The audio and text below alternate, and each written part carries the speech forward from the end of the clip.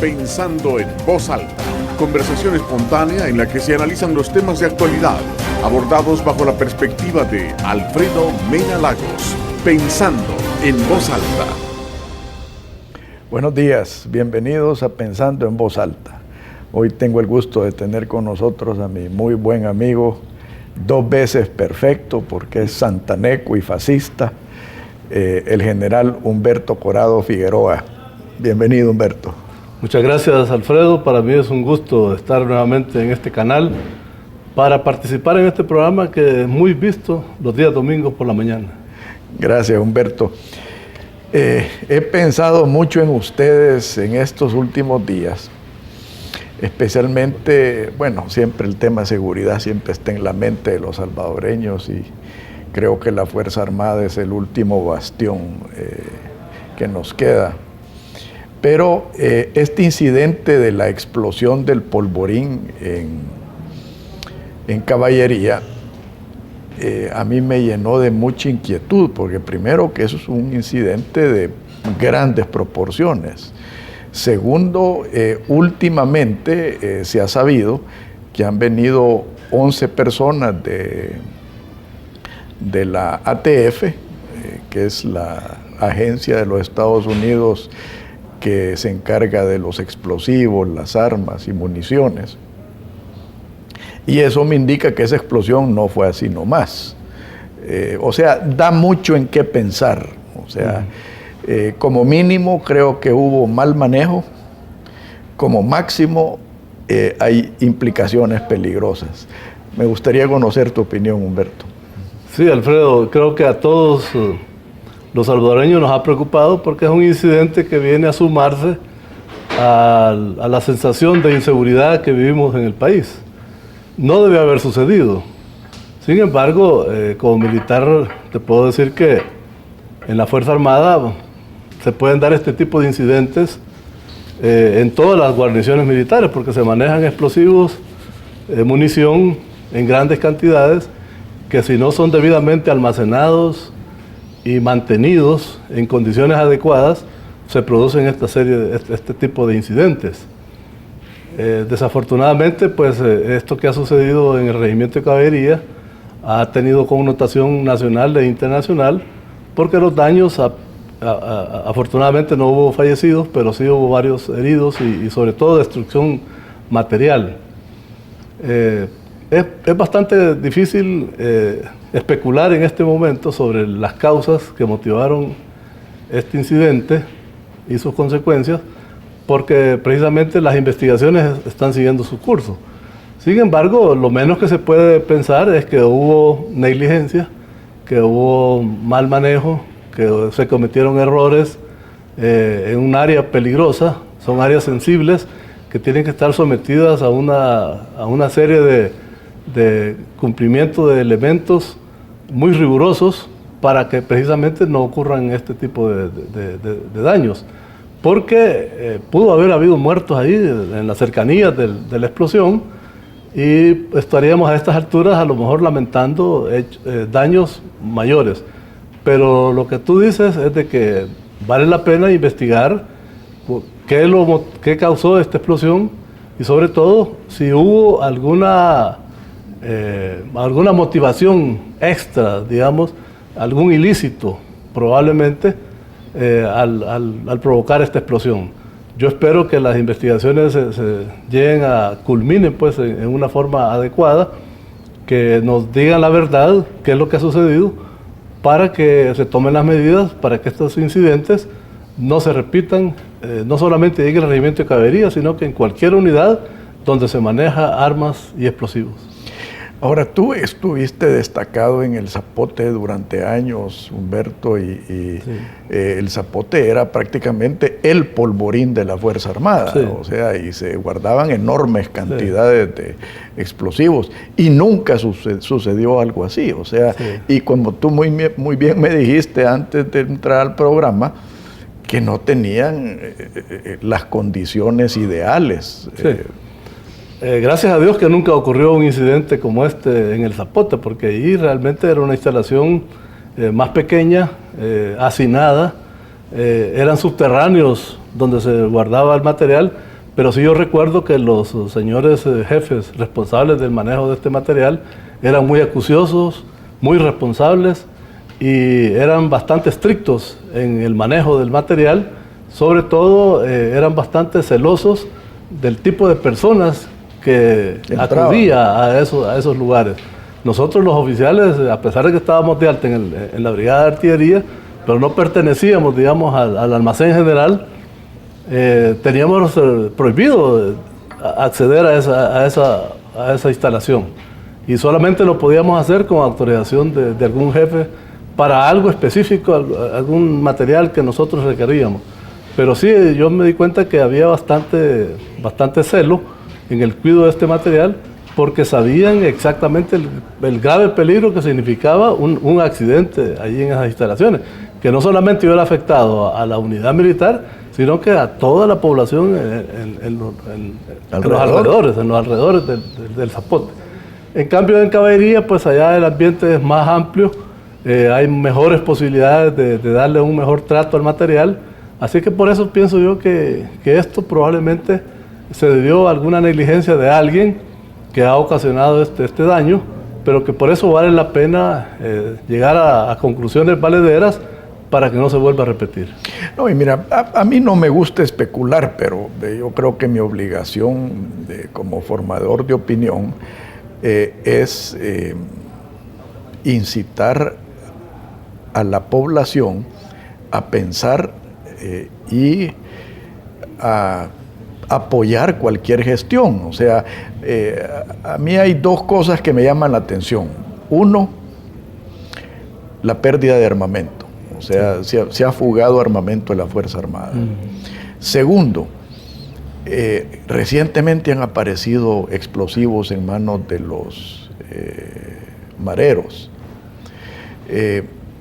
A mí me lleva la especulación, Humberto, que si esto pudo haber sido un esfuerzo o por encubrir un robo de material o por destrucción de evidencia. Sí.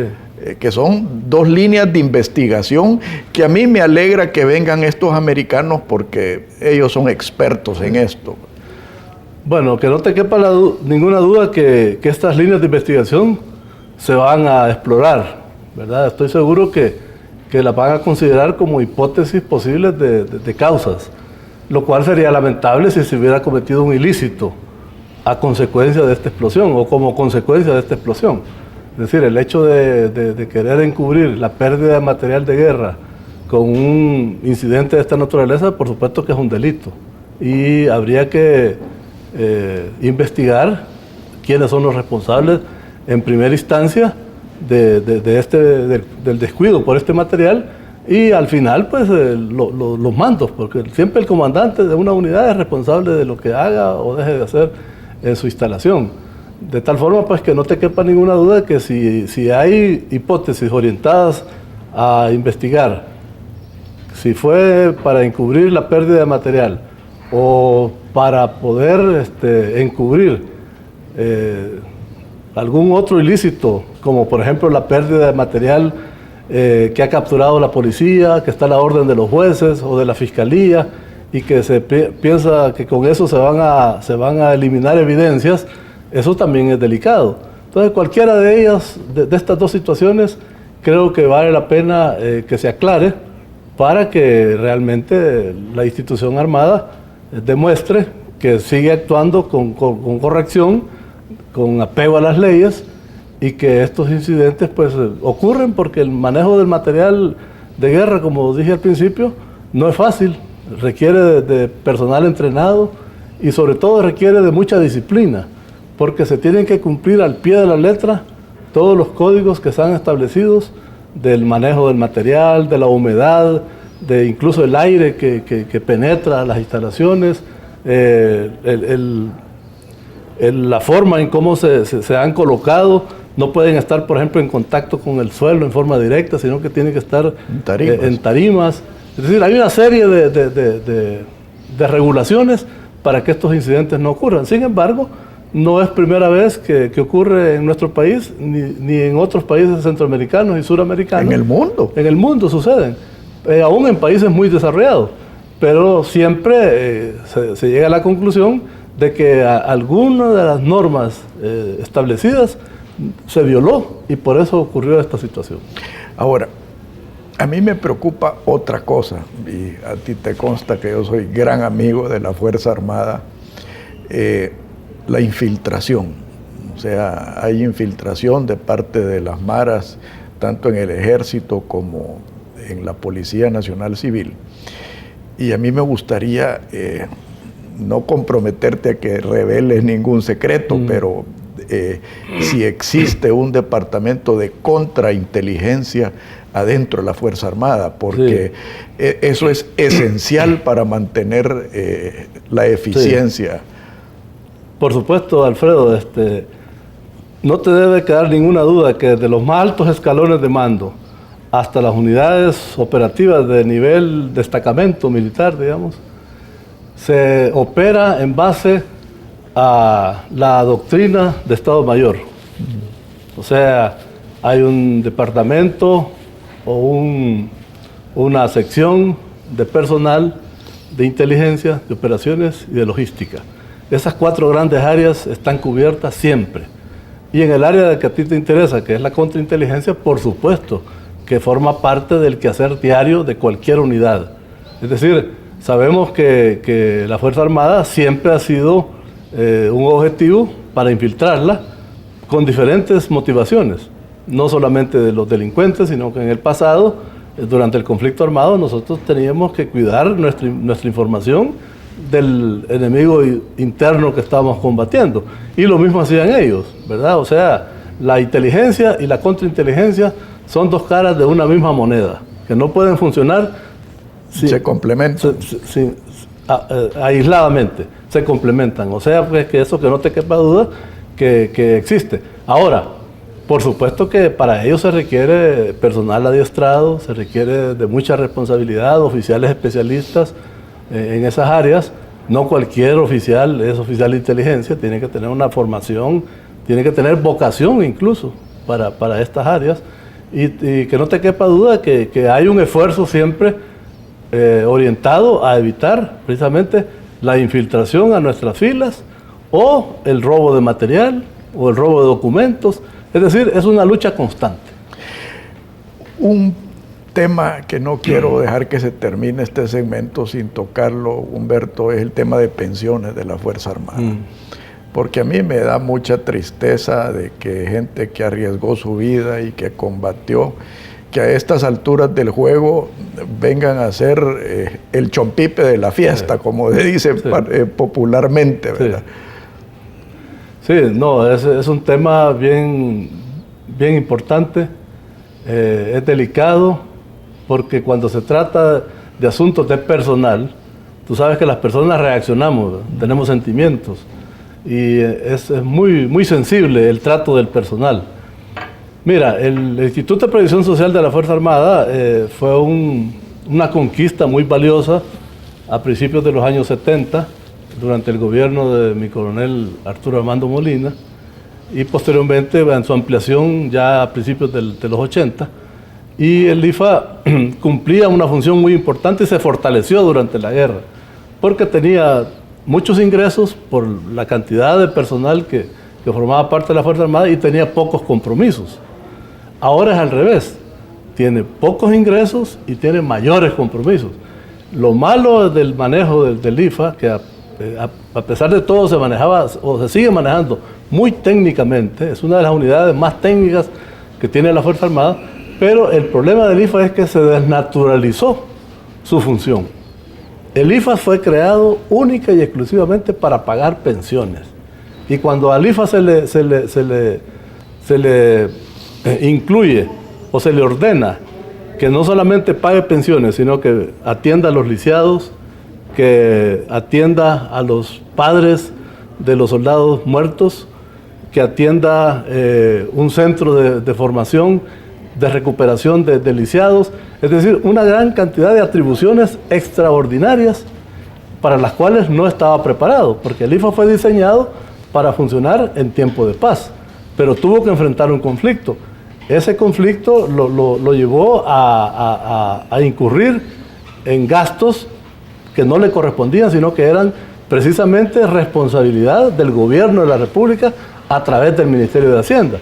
En un primer momento se creyó que eso iba a ser capaz el IFA de solventarlo, de sufragarlo, pero hoy nos damos cuenta que esos costos en los cuales el IFA incurrió son los que precisamente lo han llevado a la situación actual de insolvencia y prácticamente de una quiebra técnica.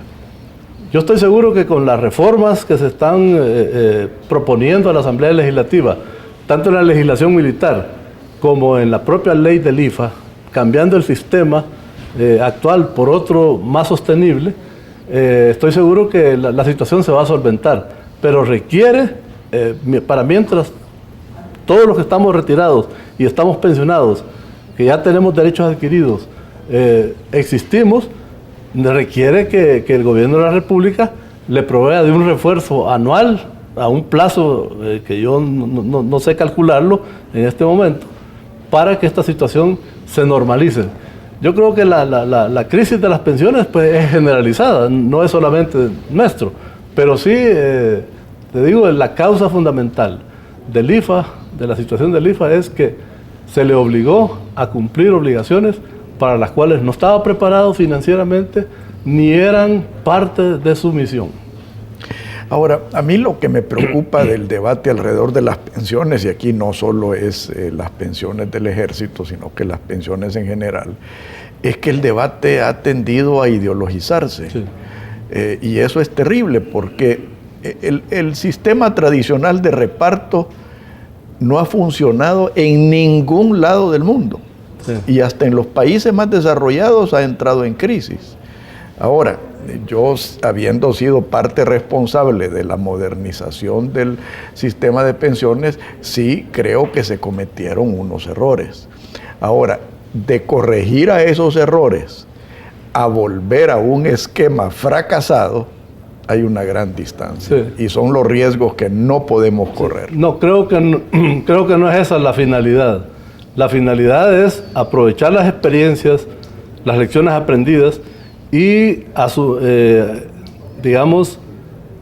implantar en el IFA un sistema que verdaderamente funcione, que no va a ser exactamente un sistema de reparto, como tú mencionas, porque sería volver a caer a corto o mediano plazo en la misma crisis, sino que va a ser algo similar al sistema en que funcionan las AFP, o sea, una cuenta individual, en que cada quien va a cotizar para generar su propia pensión al cabo de tantos años de servicio. Eso lógicamente va a requerir ciertas reformas en la ley de la carrera militar, como aumento de los años de servicio, para que los oficiales pues, no se retiren muy jóvenes, y una serie de ajustes que hay que hacer en la ley para que esta reforma realmente funcione y que no vaya a caer en un futuro en la misma crisis actual.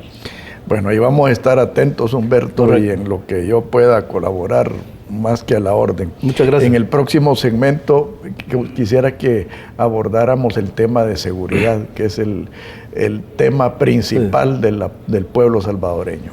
Por favor, no nos cambie, ya volvemos.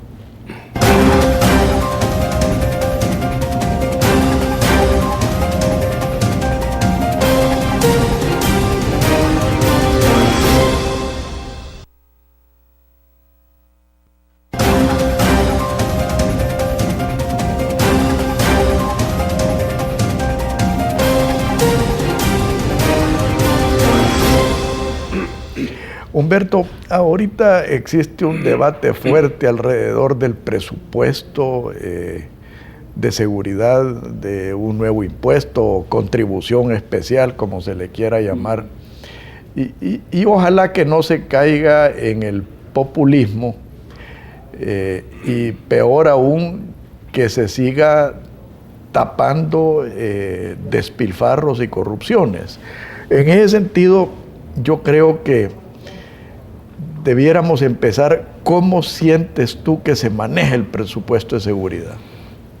Mira, Alfredo, honestamente te digo, me gusta comparar el presupuesto actual de la seguridad pública con el que nosotros teníamos en nuestra época. y no hay punto de comparación. Imagínate que seguridad pública en la actualidad, y gracias a Dios que tienen un buen presupuesto, casi llega a los 400 millones de dólares. El presupuesto de defensa no llega ni a los 200. Eso te indica la disparidad que hay. Y los antiguos cuerpos de seguridad que estaban adscritos al Ministerio de Defensa prácticamente vivían del mismo presupuesto y con eso funcionaban.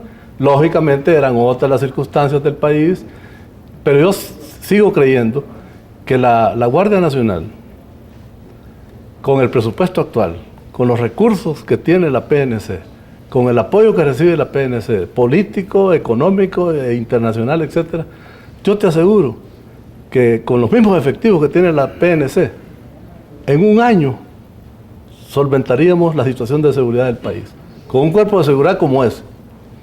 Eso te indica pues que aquí yo creo que los recursos, no quiero decir que sean malbaratados, pero creo que no se han aplicado con la eficiencia que se requiere. Y hay que comenzar por ahí. Hay que hacer un examen riguroso del instrumento que tiene el país en seguridad pública, que es la PNC, comenzando por la Academia de Seguridad Pública. Hay que examinar ahí desde el director hasta el último alumno cómo están siendo enseñados, cómo están siendo educados, qué tipo de policía estamos graduando en esa academia para ver si realmente va a funcionar dentro de este ambiente de tanta inseguridad que tenemos en el país. O sea, pues que yo comenzaría por ahí. Y una vez hecho ese análisis y esa reestructuración del cuerpo de seguridad pública, entonces comenzar a ver cuáles son las áreas vulnerables donde se necesita tener una mayor inversión, pero bajo un programa bien establecido, bien diseñado, decir, señores, queremos fortalecer a la PNC en el área de comunicaciones, y esto cuesta tanto. El área de inteligencia. Queremos fortalecer a la PNC en el área de inteligencia, y esto cuesta tanto. Queremos fortalecerla en transporte, y el valor es tanto. Así, en esa forma, creo yo que la población cooperaría de mejor manera, y creo que los resultados serían mucho más efectivos. No, y tú mencionaste la palabra paridad, y yo creo que pues paridad es justicia, ¿verdad? Yo me acuerdo aquel incidente de unos muchachos del ejército que yo no quisiera usar la palabra sublevaron, pero demandando justicia salarial, ¿verdad? Sí. Yo en principio estoy de acuerdo con la paridad, pero estoy totalmente contrario a la violación del Código Militar, ¿verdad? Sí. Sí, yo creo que ahí estos muchachos, no sé si lo hicieron por iniciativa propia o alguien los impulsó a rebelarse, porque fue una especie de rebelión la que ellos hicieron. Mira, hay una diferencia fundamental entre el soldado y el policía. El policía, digamos que está siguiendo una carrera. En la Fuerza Armada hay dos tipos de soldados. Hay soldados profesionales que tienen ya varios años de servicio, que algunos de ellos vienen incluso desde el conflicto, que ya tienen asignados salarios adecuados para su antigüedad y para su jerarquía. En cambio, hay otros soldados que están en servicio militar obligatorio. Esos soldados, lógicamente, la categoría de ellos es diferente, porque están cumpliendo con un deber patriótico y tienen asignado un salario bastante menor, pero ellos ya lo saben. Cuando ellos acceden por necesidades del servicio y por voluntad propia reengancharse, en ese momento ellos pasan a otra categoría y ahí es donde ellos requieren y merecen un salario mejor. Podría ser equiparado con el de los agentes de la PNC, pero eso es cuestión de estudiarlo, de analizarlo bien y ver si los recursos son suficientes para poder asignar esos emolumentos. De tal forma pues que yo creo que aquí lo que hace falta es un poco de más información y que el personal esté consciente de que desde el momento que ingresa a la Fuerza Armada va a tener una remuneración y que cuando ya haya adquirido experiencia y antigüedad puede pasar a otra categoría o simplemente pasa a la vida civil. Ahora, vamos al impuesto, Humberto. A todas luces, la situación no está funcionando bien. Sí. Pero a mí sí me parece ofensivo para el ciudadano salvadoreño estar pidiendo aumentos de impuestos o contribuciones especiales cuando no se depura la manera en que se, en mi opinión, malgasta el presupuesto. Yo acabo de leer un artículo donde el presidente Mauricio Funes durante su periodo tuvo acceso a cientos de millones de dólares de gastos discrecionales. Y eso continúa sucediendo.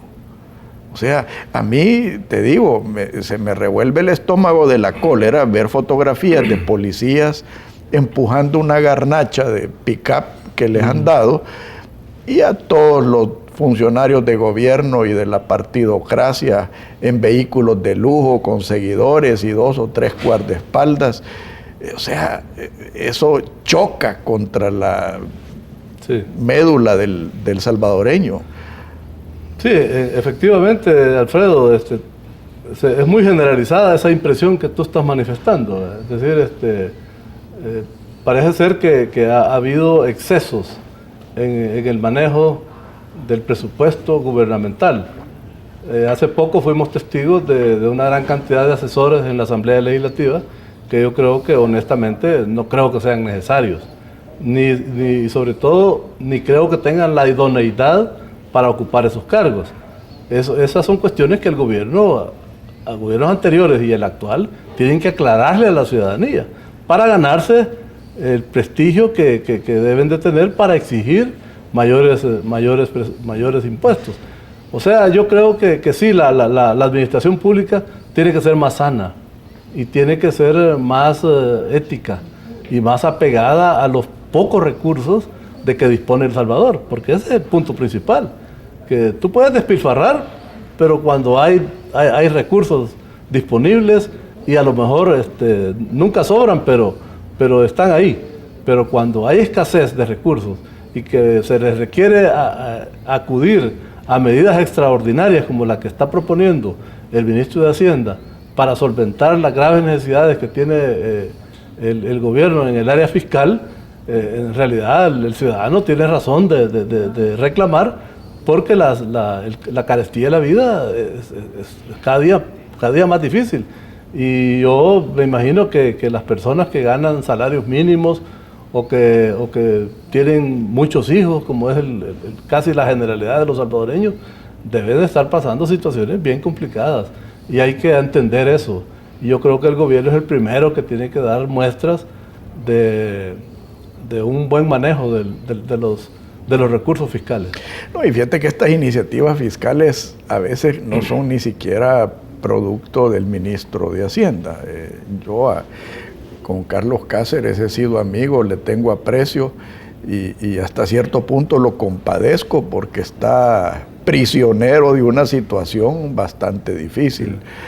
Los que están puyando y generando todo este tipo de presiones son otras personas del partido. A mí, te digo, me revuelve el estómago escuchar a la presidenta de la Asamblea con un discurso prácticamente chavista. Sí. O sea, totalmente ignorante de la realidad económica del mundo. O sea, yo me pregunto, ¿y esta es la gente que está a cargo de elaborar leyes, de elaborar iniciativas, de dirigir al país? Ahí es donde te empieza a dudar si no es el sistema el que en realidad está fracasando. Es que mira, Alfredo, hay 2 aspectos fundamentales en el manejo gubernamental. Yo creo que ya no hay ninguna duda en ninguna parte del mundo de que la única forma de crear riqueza es con el sector privado. O sea, un país que piense que va a crear, llámele socialista o socialdemócrata o lo que sea, pero que crea que ellos mismos por sí mismos van a generar riqueza para redistribuirla a los más necesitados, están equivocados. O sea, esa es la primera premisa.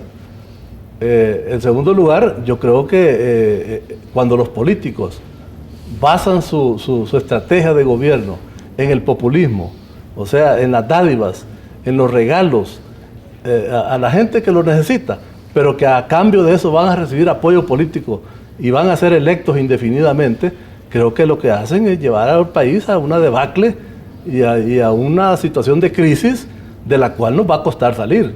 Yo creo que todos los partidos de gobierno, sobre todo los dos más grandes, que son los que pueden acceder al poder político y al manejo del poder ejecutivo, yo creo que tienen que convencerse que con esas medidas de esa naturaleza no vamos a salir adelante.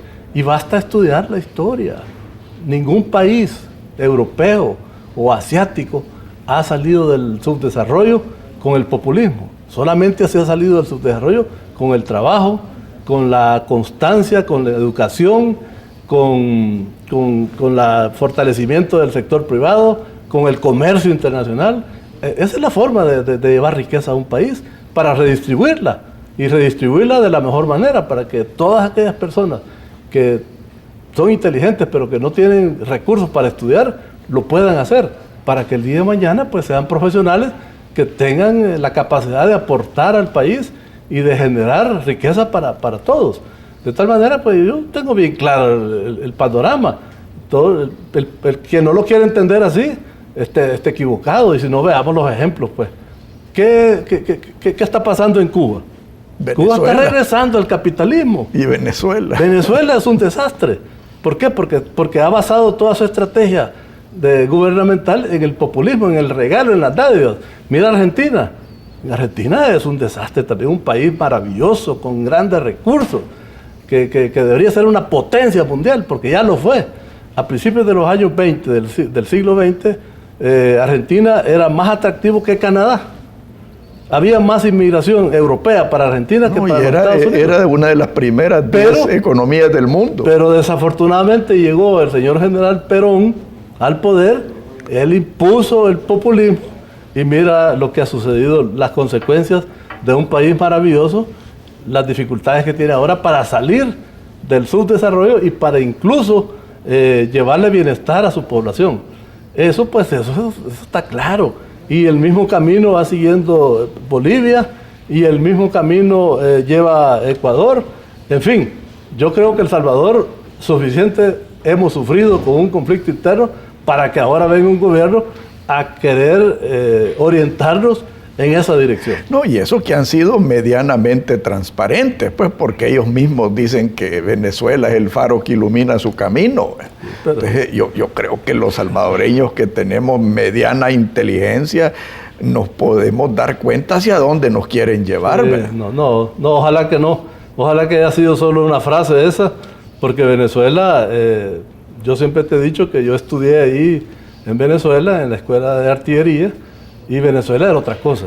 Es un país muy bonito y dinámico, con grandes recursos, con un gran potencial, con una economía en funcionamiento, no el desastre que es ahora. No es... Tú mencionaste los dos partidos políticos, Humberto, y pues nosotros ya sabemos qué es el Frente y qué es lo que significa. Pero me gustaría que habláramos de Arena.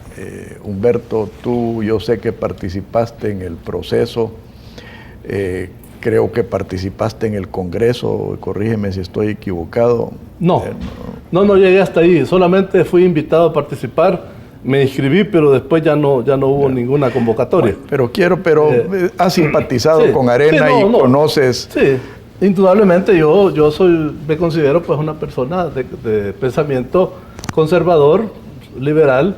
No me gustan las ideas de izquierda porque no funcionan, simplemente por eso. Entonces, yo creo que Arena está haciendo un esfuerzo por modernizarse. Creo que han dado lo que ha sucedido, no solamente ahí, sino que las sentencias de la Sala de lo Constitucional obligándonos a votar por rostro y por listas abiertas y todo eso, ha dado un paso, digamos, en la democratización, no solo de los partidos, sino que del país. De tal manera que yo creo que si siguen avanzando en esa dirección y hay más unidad partidaria, menos confrontación ideológica e incluso entre ellos, yo creo que el partido puede fortalecerse. Pues eso es lo que quiero que hablemos en el tercer segmento, Humberto. Por favor, no nos cambie, ya volvemos.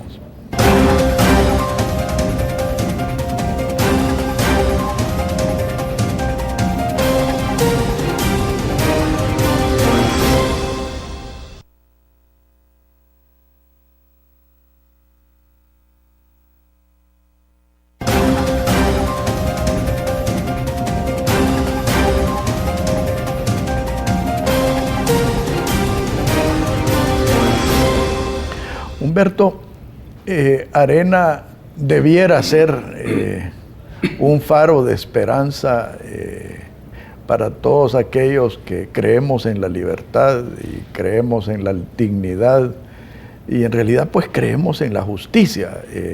Sin embargo, a veces esa imagen a mí se me cae. Yo quiero dar el beneficio de la duda, y siempre he dicho que yo a mis amigos les doy el beneficio de la duda. Sin embargo, a veces me cuesta darle beneficio de la duda a ciertos personeros que dirigen Arena y especialmente a los dueños del partido.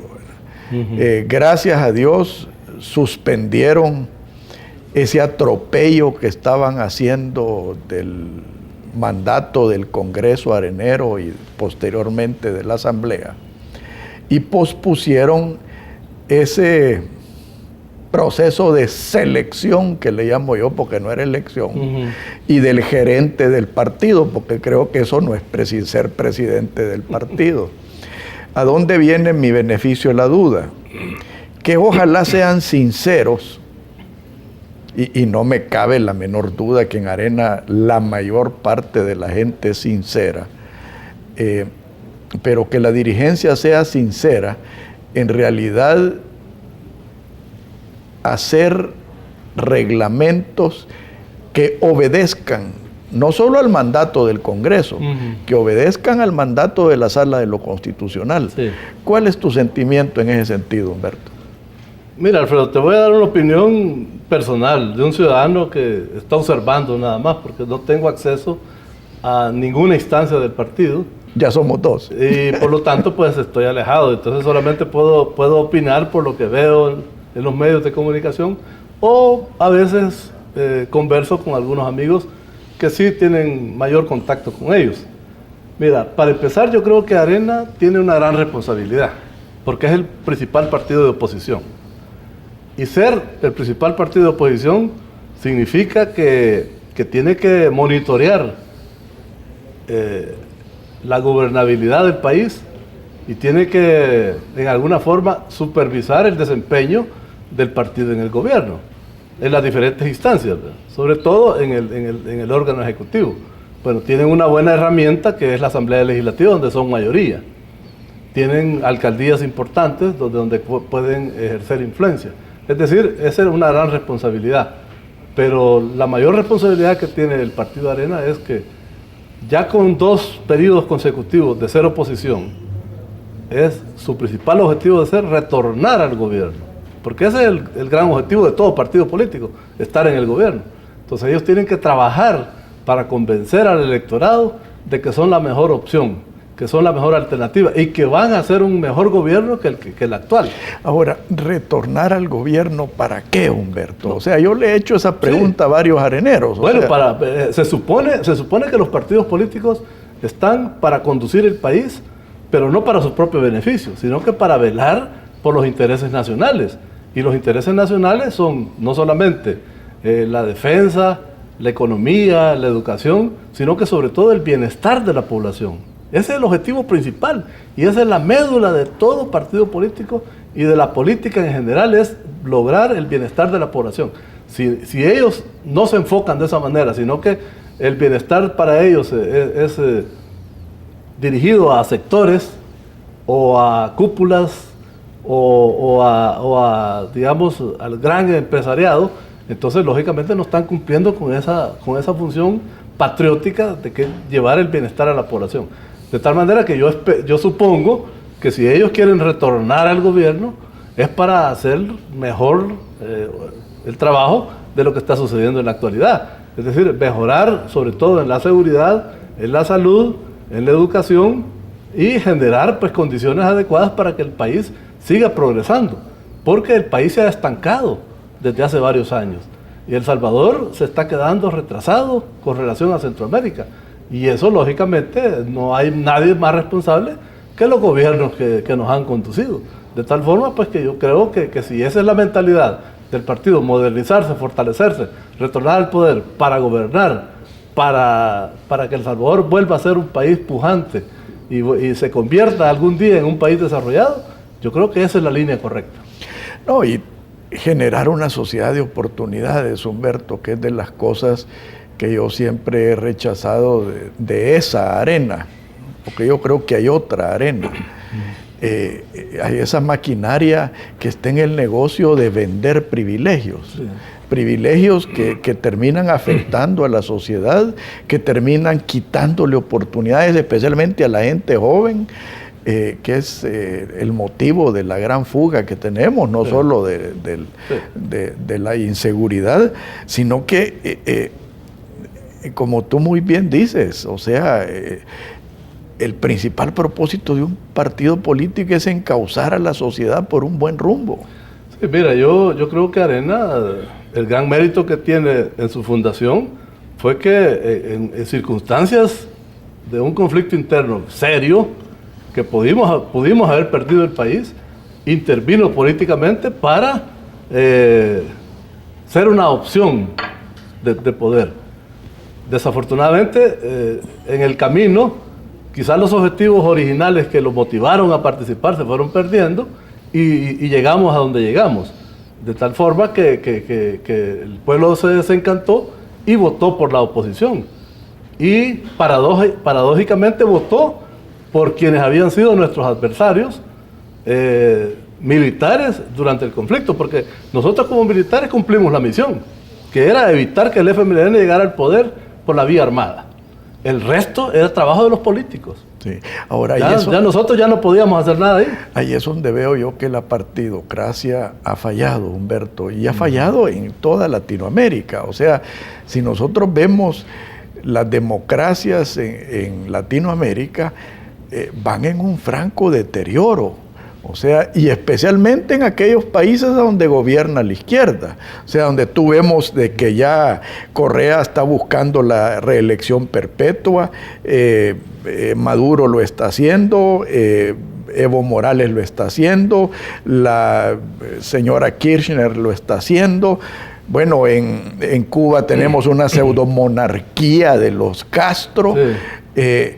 Entonces, y tú ves el resto de las democracias en franco deterioro, como los acaba de demostrar Guatemala, como Honduras ha dado manifestaciones, como Nicaragua, donde se está estableciendo una monarquía de los Ortega, porque Somoza se queda chiquito comparado a lo que son los Ortega ahorita. Sí, sí. Entonces, ahí es donde a los ciudadanos que somos inquietos nos lleva a preguntar, bueno, ¿y será la mal llamada democracia la verdadera alternativa? Es que mira, Alfredo, eso que tú estás mencionando, esos gobiernos de izquierda que están cometiendo esa serie de atropellos, no son democracias.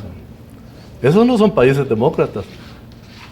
Yo considero que la democracia en América Latina funciona en Costa Rica. Y casi que para de contar. Y quizás solo ahí. Porque en los demás países hay abusos, pero esos mismos abusos los van a debilitar. Y ojalá que el pueblo en general se convenza de que es mejor una auténtica democracia que una pseudodemocracia. Ahora, ¿a qué nos conduce ese debilitamiento, Humberto? Porque cuando yo a ese debilitamiento lo sumo al abuso de la partidocracia, a la destrucción de la institucionalidad, al rompimiento del Estado de Derecho, eso te hace preguntarte, bueno, ¿para dónde vamos? A lo que nos lleva es a más pobreza, a más delincuencia, a más inseguridad, a menos crecimiento económico, en general, a menor bienestar, que es lo que volvemos a repetir. Que el verdadero objetivo de un partido político y de un gobierno es darle bienestar a su población. Bienestar en general, en todos los ámbitos. Ahora, proyectemos un poco más. O sea, yo como te digo, estoy dispuesto a darle el beneficio y la duda a Arena para que en realidad se recomponga y abandone el servicio hacia los ciudadanos especiales que tenemos aquí. Y se haga del lado del pueblo.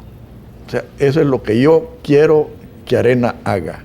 Ahora, si Arena no es sincera, si Arena fracasa en ese intento, si Arena sigue en la ruta de vender privilegios, las opciones se nos están acabando. Sí, lamentablemente, si es cierto lo que tú dices, eso es lo que nos espera. Pero la verdad es que, mira, en un partido político, sea de izquierda o de derecha, deben haber libre juego de las ideas. A mí me llama mucho la atención el funcionamiento de la democracia norteamericana, porque son dos partidos, si bien es cierto, los dos son anticomunistas, pero son un tanto diferentes, ¿verdad? Las énfasis de ellos son un tanto diferentes.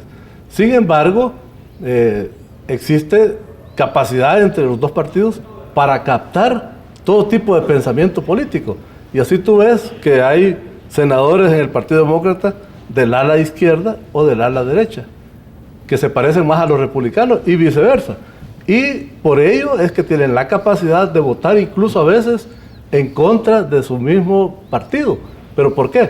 Porque están velando más por los intereses de su estado, al cual representan, y que es el que verdaderamente los ha elegido, que a los intereses de su mismo partido. Eso requiere mucho desarrollo político y mucha capacidad intelectual, pero hacia eso es que hay que aspirar. No, y fíjate que tienen esa capacidad, y te digo, yo me formé en los Estados Unidos, yo me fui a estudiar a los Estados Unidos a los 12 años, sí, hasta que me gradué de la universidad, y después cuando me exiliaron, volví a vivir en los Estados Unidos, o sea que yo conozco, admiro y quiero a los Estados Unidos. ¿Sí? Y una de las cosas que más admiro del sistema político, imperfecto, porque sí, tiene sus imperfecciones, pero es el mejor. Pero tiene una gran capacidad, Humberto, la capacidad de autorregenerarse. Y lo puedes ver en el debate del Partido Republicano ahorita. Sí. O sea, que mucha gente a simple vista lo puede ver como autodestructivo. Sí. Pero para mí es un proceso de autorregeneración, cosa que aquí en Arena, si no son sinceros, van a prevenir ese autorregeneración que necesitan. Es que Arena tiene que hacer gala de su lema, que dice primero El Salvador, segundo El Salvador y tercero El Salvador, pero eso hay que demostrarlo en la práctica. Sí, pero hay gente que dice primero yo, segundo yo y tercero lo que sobre es mío también, dice. Es que ese es el problema. Cuando un partido político, un sector, cree que es de su propiedad, entonces no es un partido político positivo para el país. El partido político tiene que ser hasta cierto punto, no sé cómo llamarle, pero tiene que ser más salvadoreño que otra cosa, ¿verdad? Antes que el nombre que tiene, debe ser, soy un partido político salvadoreño. Fíjate que a mí lo único que me está deteniendo, Humberto, te lo digo con toda sinceridad, es la Sala de lo Constitucional. Sí. O sea, para mí es lo único que para mí todavía tiene credibilidad en este país y que le da al ciudadano común y corriente, porque yo me considero un ciudadano común y corriente. Sí, somos. Nos da un rayo de esperanza. Sí, no, ellos han demostrado mucha capacidad y sobre todo mucha ética, mucha idoneidad para resolver los difíciles casos que les ha tocado. Yo ya escuché algunas entrevistas de los nuevos magistrados que han llegado y les han hecho la pregunta a los periodistas que si van a parecerse a la Sala de lo Constitucional o a otras cortes que han existido. Y casi todos han contestado, nos vamos a parecer a la Sala de lo Constitucional. Ojalá que algún día... Démosle el beneficio de la duda. Démosle el beneficio de la duda y podamos decir que la Corte en pleno es como la Sala de lo Constitucional. Ahora, ¿qué va a pasar con la partidocracia? O sea, si la partidocracia no tiene la capacidad de autorregenerarse, y yo por los discursos que escucho, vaya, de nuevo, escuchando a la flamante presidenta de la Asamblea justificando los sueldos que se pagan, condenando el intento de reducirse los sueldos, condenando a aquellos que quieren sacrificar su bono navideño o de fin de año en pro de un presupuesto más sano. Cuando yo escucho ese liderazgo y esa conceptualización tan mezquina, porque esa es la palabra, mezquina, yo me pregunto, ¿tendrá futuro la partidocracia? Así, de esa manera, pienso yo que cada día va a recibir menos apoyo de la población, porque vemos que en las elecciones la asistencia de los votantes se va reduciendo, porque hay desencanto. Pero en la medida que los partidos piensen más en la población, sobre todo en aquellos que necesitan más apoyo, que son los más necesitados, que son la mayoría de salvadoreños, pienso que van a estar en lo correcto y que creo que van a recibir el apoyo de la población. De tal forma pues que los políticos tienen que aprender la lección, y esas manifestaciones que tú estás mencionando de la presidenta de la Asamblea Legislativa, pues realmente tienen que recapacitar y ubicarse mejor para poder estar en consonancia con los intereses de la población. No, y a mí hay gente que me ha acusado de golpista, porque yo digo lo que digo y lo digo como lo digo. Pero créeme que mi intención es sana. Mi intención no es dar un golpe de Estado. Mi intención es advertirle a la clase política hacia dónde nos están llevando, y que cada día la sociedad tan sacrificada se le están terminando las alternativas democráticas. Sí. Eso es lo que yo quiero, hacer recapacitar a la clase política de que no nos deben empujar hacia donde no queremos ir.